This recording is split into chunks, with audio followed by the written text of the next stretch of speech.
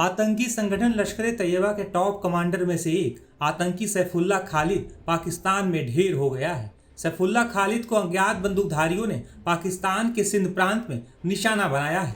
दरअसल आतंकी सैफुल्लाह खालिद कोई छोटा मोटा आतंकी नहीं बल्कि लश्कर का टॉप कमांडर था। आतंकी हाफिज सईद का वो काफी करीबी माना जाता था। हाफिज के इशारे पर सैफुल्लाह खालिद आतंकी गतिविधियों के लिए फंड जुटाने का भी काम करता था। सैफुल्लाह का मारा जाना आतंकी हाफिज सईद के लिए भी बड़ा झटका है। आतंकी सैफुल्लाह ने भारत में कई आतंकी हमलों को अंजाम दिया था। रामपुर में 2001 में सीआरपीएफ कैंप पर हमला। इस हमले में 7 जवान शहीद हो गए थे। इस मामले में 3 लोगों को उम्र कैद की सजा सुनाई गई थी। बेंगलोर में 2005 में आईएससी पर हमला। भारतीय विज्ञान संस्थान के ऑडिटोरियम में अंतर्राष्ट्रीय सम्मेलन के बाद बाहर निकल रहे लोगों पर गोलीबारी हुई थी। इसमें एक प्रोफेसर की मौत हो गई थी और कई अन्य लोग घायल हो गए थे। नागपुर में आरएसएस मुख्यालय पर 2006 में हमला। तब आतंकी एम्बेसडर कार में पुलिस के कपड़े पहनकर आए थे, लेकिन हमला से पहले ही पुलिस ने 3 आतंकियों को मार गिराया था। इनके पास से AK-56 राइफल, हैंड ग्रेनेड और RDX मिले थे।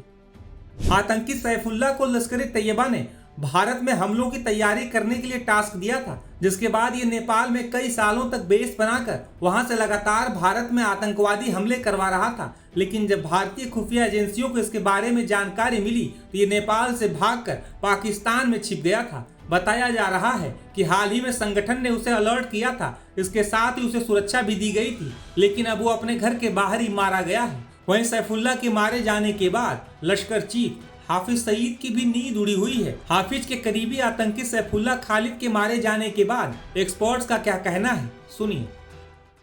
अबू सैफुल्लाह की मौत पर मैं सिर्फ एक ही सेरेमोनियल जेस्चर कर सकता हूं और वो है ये।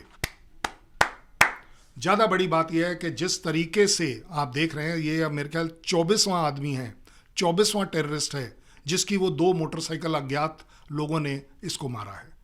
23 केस ऑलरेडी हो चुके हैं और मैं तो कहूँगा पाकिस्तान आपको मुबारक हो, क्योंकि आप आतंकवाद से सबसे ज़्यादा तकलीफ में हैं। ये आप ही का कहना है। अगर आपके टेररिस्ट वहाँ पर जो पल रहे हैं उनको कोई ख़त्म कर रहा है तो ये बड़ी अच्छी बात है। बट ज़्यादा बड़ी बात यह है कि ये वो वाला टेररिस्ट है जिसको कि ना केवल सरकार ने, पाकिस्तान की सरकार ने प्रोटेक्शन दी हुई है, उसके बीच में भी अगर आप मारे जा रहे हैं तो दिखाता है कि किस तरीके से आपने आतंक मचा रखा है और उस आतंक के वजह से लोग कितने तकलीफ में हैं। ये जो 2 मोटरसाइकिलिस्ट चल रहे हैं पूरे के पूरे पाकिस्तान में, मान लीजिए मेरी बात, मैं तो कहूँगा ये पाकिस्तान के अपने लोग हैं, क्योंकि पाकिस्तान की आवाम ये रियलाइज़ कर रही है कि इस टेररिज्म के जो आका हैं, इन्होंने उनको कुछ दिया नहीं है। चाहे वो हाफिज सईद ले लो, मसूद ले लो, कोई भी आप केस ले लीजिए, ये सब के सब वो लोग हैं जिन्होंने आपका खून चूसा है। और मुझे लगता है कि इंडिया, अगर जैसा पाकिस्तान कहता है कि इंडिया करवा रही है, तो आपके लिए ये अच्छा काम करा रही है। दुश्मनी लेना अलग बात है, लेकिन टेररिज्म से आपको निजात पाना और निजात दिलवाने में अगर इंडिया का हाथ है तो मैं कहूँगा हमें इंडिया पर गर्व होना चाहिए।